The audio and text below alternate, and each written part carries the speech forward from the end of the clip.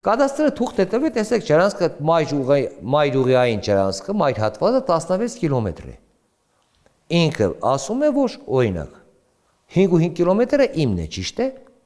16-ից 5։ Ասում են, որ վաճառված չէ սա։ Բայց ինքը ունի ուրիշ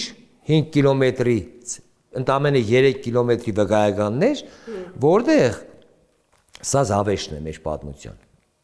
Սա ես թվաց թե որ օդարված չէ օգտագործում են, դա է կուլմինացիան, բայց ոչ։ Հիմա տեսեք, մեզանում եւ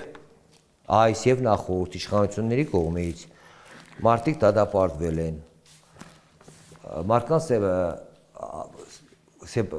հաշվի չեն առել մարդկանց ունեցած իրավունքները,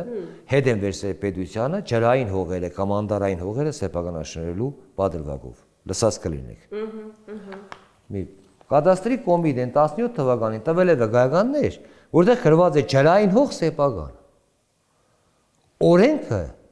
տեսակով ջրային հողերի օդարումը արգելում է։ Տվել է վկայական, որտեղ գրված է ջրանցք